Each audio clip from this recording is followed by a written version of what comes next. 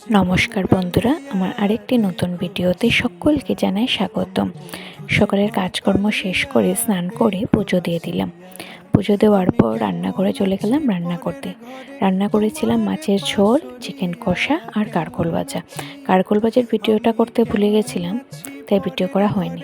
তারপর সবাইকে খাবার দিয়ে নিজেও খেয়ে নিলাম। তারপর কিছুক্ষণ রেস্ট করার পর চলে গিয়েছিলাম আমরা সবাই মিলে আমার ননাসের বাড়িতে। আমি আর আমার বোন গিয়েছিলাম বাইকে করে, বাকিরা গিয়েছিল টুকটুকে।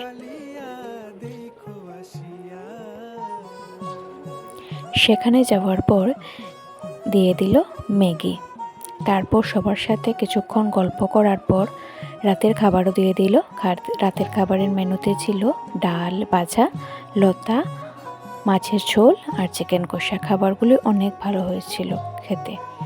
তারপর খাবার দাবার খেয়ে আমরা সবাই চলে আসলাম বাড়িতে। বাইরে অনেকটা বৃষ্টি ছিল, তার জন্য গাড়ি করে চলে আসলাম। আজ এতটুকুই বন্ধুরা, ভালো লাগলে ভিডিওতে লাইক করে দেবেন, আমার চ্যানেলটাকে সাবস্ক্রাইব করে পাশে থাকবেন।